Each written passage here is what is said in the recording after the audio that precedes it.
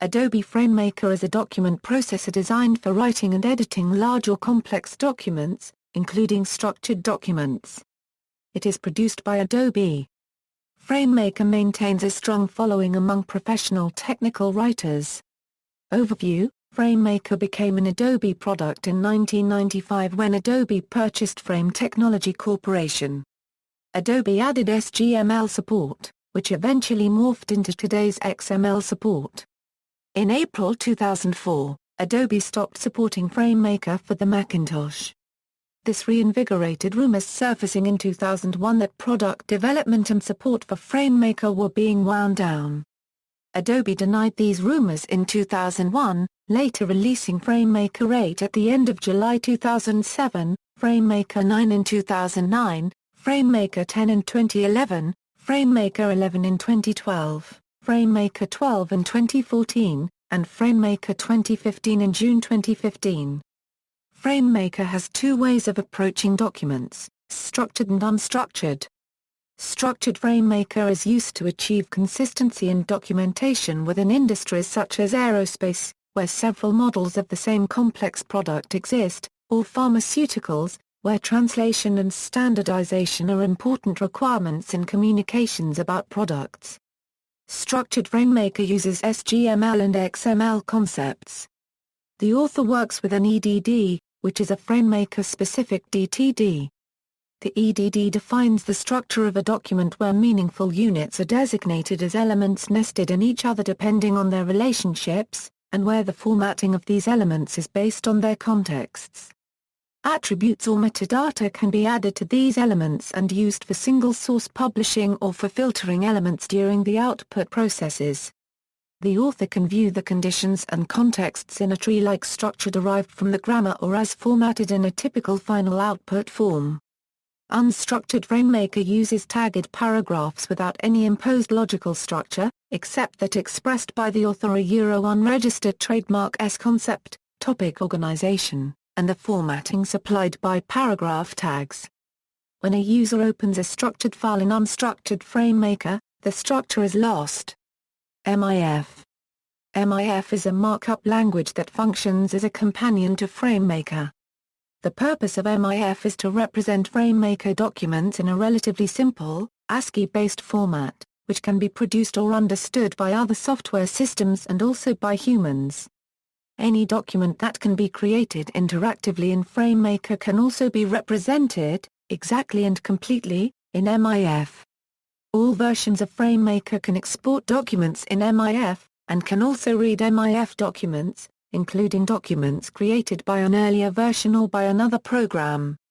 History: while working on his master's degree in astrophysics at Columbia University, Charles Nick Caulfield, a mathematician alumnus of the University of Cambridge, decided to write a WYSIWYG document editor on a Sun 2 workstation. He got the idea from his college roommate at Columbia, Ben Murray, who went to work at Sun Microsystems as a technical consultant and writer, and saw that there was a market for a powerful and flexible desktop publishing product for the professional market. The only substantial DTP product at the time of FrameMaker's conception was Intleaf, which also ran on Sun workstations in 1981. Murray saw an opportunity for a product to compete with Intleaf, enlisted Caulfield to program it, and assisted him in acquiring the hardware, software, and technical connections to get him going in his Columbia University dorm room. Caulfield programmed his algorithms quickly. After only a few months, Caulfield had completed a functional prototype of FrameMaker. The prototype caught the eyes of salesmen at the fledgling Sun Microsystems, which lacked commercial applications to showcase the graphics capabilities of their workstations. They got permission from Caulfield to use the prototype as demoware for their computers, and hence, the primitive FrameMaker received plenty of exposure in the Unix workstation arena.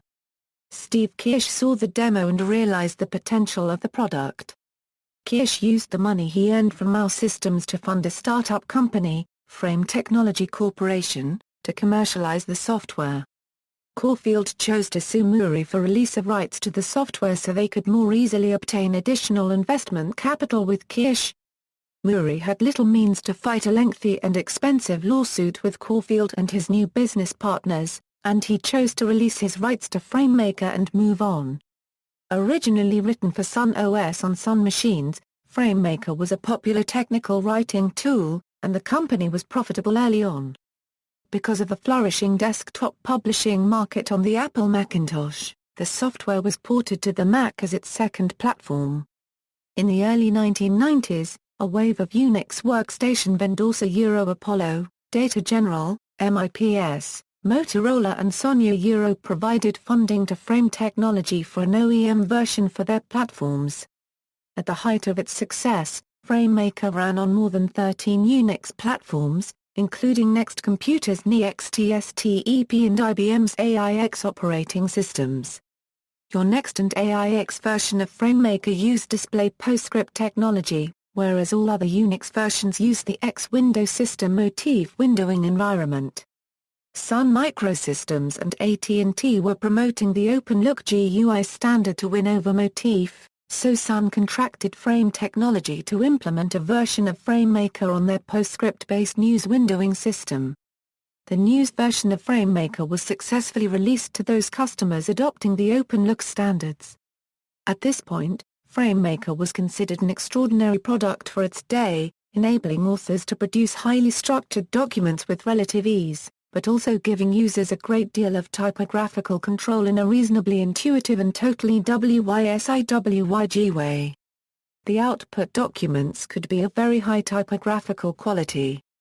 Frame Technology later ported FrameMaker to Microsoft Windows, but the company lost direction soon after its release.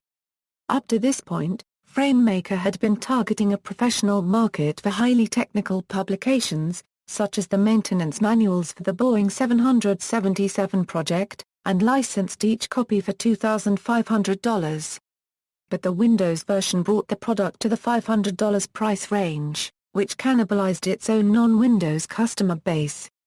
The company's attempt to sell sophisticated technical publishing software to the home DTP market was a disaster. A tool designed for a 1,000-page manual was too cumbersome and difficult for an average home user to type a one-page letter. And despite some initially enthusiastic users, FrameMaker never really took off in the academic market, because of the company's unwillingness to incorporate various functions, or to improve the equation editor. Sales plummeted and brought the company to the verge of bankruptcy. After several rounds of layoffs, the company was stripped to the bare bones. Adobe Systems acquired the product and returned the focus to the professional market. Today, Adobe FrameMaker is still a widely used publication tool for technical writers, although no version has been released for the Mac OS X operating system, limiting use of the product. The decision to cancel FrameMaker caused considerable friction between Adobe and Mac users, including Apple itself, which relied on it for creating documentation. As late as 2008, Apple manuals for OS X Leopard and the iPhone were still being developed on FrameMaker 7 in classic mode. Apple has since switched to using InDesign. FrameMaker versions 5X through 7.2 did not contain updates to major parts of the program, concentrating instead on bug fixes and the integration of XML-oriented features. FrameMaker did not feature multiple undo until version 7.2.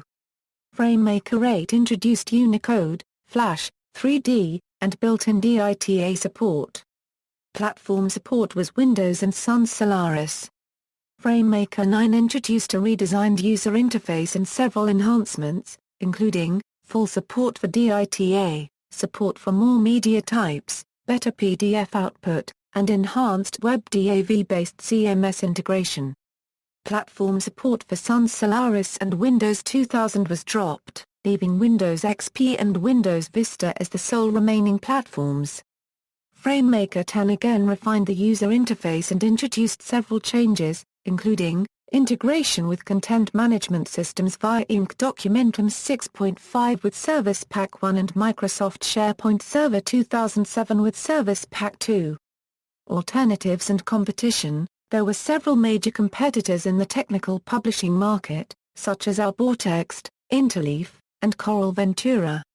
Many academic users now use LaTeX, because modern editors have made that system increasingly user-friendly, and LaTeX allows LaTeX to be generated with little or no knowledge of LaTeX. Another alternative is Scribus, a desktop publishing application that is released under the GNU General Public License. Several formats, including DocBook XML, target authors of technical documents about computer hardware and software. Lastly, alternatives to FrameMaker for technical writing include help authoring tools and XML editors. Versions: FrameMaker 1.11b, released in 1986, FrameMaker 2.0 and 2.1, released in 1989. 2.1 was running on OSF Motif. First version to include the paragraph designer, character designer, cross-reference capability, and the equation editor. First version to support book-level generated lists. FrameMaker 3.0, released in 1991. First Windows version available in 1992. FrameMaker 3 introduced table support, hypertext support, and improved book support. In 1992 Sun introduced Frame Builder. FrameMaker 4.0, released in 1993. FrameMaker 4 introduced change bars, site head support, run in paragraph format, and improvements on the table designer.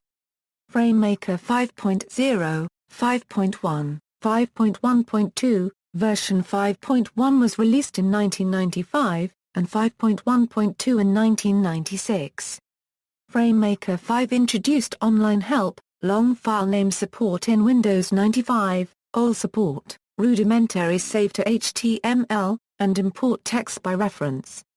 This major version also introduced FrameMaker and FrameMaker Plus SGML.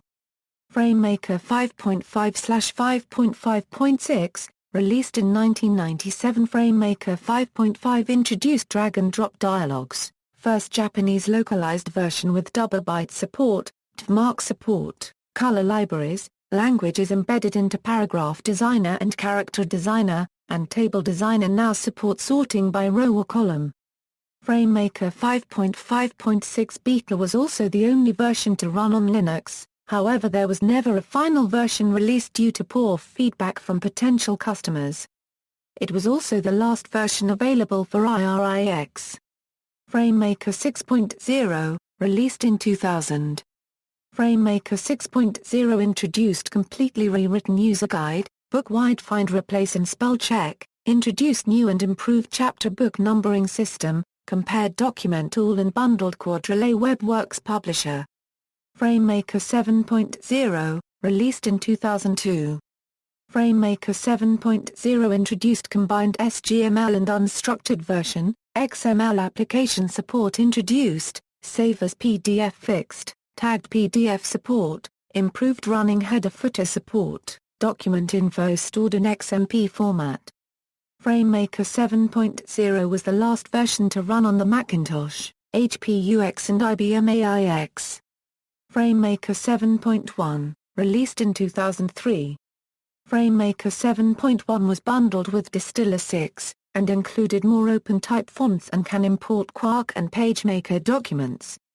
FrameMaker 7.1 on Unix now uses PDFlib and no longer relies on Distiller.